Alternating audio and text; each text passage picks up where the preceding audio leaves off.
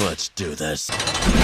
مع الاجواء الشتويه الجميله دي مفيش حاجه امتع من انك تقعد تحت البطانيه وتتفرج على فيلم جامد. وعشان السنه دي مميزه جدا انا جايب لك في الفيديو ده اقوى 10 افلام في 2024.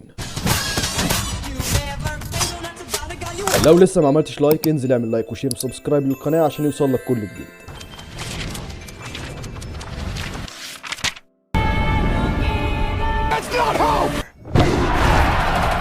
ونبدا على طول في المركز العاشر معانا بفيلم دون الجزء الثاني. في الجزء ده هتشوف بول اتريديس وهو بيتحالف مع قبيله الفريمان عشان ينتقم من اللي دمروا عيلته. ووسط الحروب والمكائد بول اتريديس بيلاقي نفسه قدام اختيار مصيري. حرفيا الفيلم ده مليان مشاهد اسطوريه، والفيلم ده يعتبر من مفاجآت السنه، بس خليك معانا لان لسه في مفاجآت تاني كتير. ونروح للفيلم اللي بعده.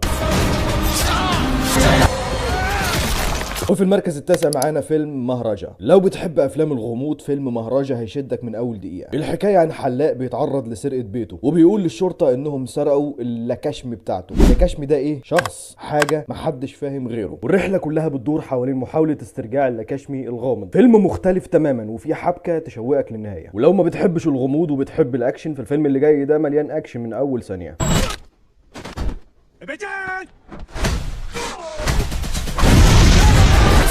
في المركز الثامن معانا فيلم كيل. القصه بتحكي عن 2 كوماندوز بيواجهوا عصابه كبيره بتهاجم القطر اللي راكبينه وهم في طريقهم لدلهي. تخيل بقى كميه الاكشن والمطاردات اللي هتحصل جوه القطر. وفي المركز السابع معانا فيلم فيوريوسا. نرجع بقى لعالم ماد ماكس لكن المره دي مع القصه الاصليه لمحاربه متمرده اسمها فيوريوسا. الفيلم بيحكي عن رحلتها قبل ما تقابل ماد ماكس. لو بتحب الاكشن الجنوني وعوالم ما بعد الكارثه الفيلم ده هيبقى على مزاجك جدا. The question is... وفي المركز السادس معانا فيلم سيفل وور. الفيلم بيودينا لمستقبل سوداوي في امريكا. 4 صحفيين بيحاولوا يوصلوا للبيت الابيض وسط حرب اهليه عشان يعملوا لقاء مع الرئيس قبل ما يتم عزله. الفيلم مليان دراما وواقعيه مرعبه وقصته بتخليك تسال ايه اللي ممكن يحصل لو العالم فعلا راح في الاتجاه ده. وفي المركز الخامس معانا فيلم كينجدم اوف ذا بلانيت اوف ذا ابس. نرجع لعالم القرود مع فيلم كينجدم. بعد سنين طويله من عهد سيزر قرد شاب بيبدا رحله خطيره عشان يكتشف الحقيقه عن الماضي. الفيلم هيجاوب عن اسئله كتير ويقدم رؤيه جديده عن العلاقه بين البشر والقرود. وفي المركز الرابع معانا فيلم مونكي مان. والفيلم ده مختلف تماما. القصه عن شاب غامض بيبدا حمله انتقام ضد قاده فاسدين قتلوا والدته. فيلم مليان مشاهد اكشن وانتقام مش طبيعيه.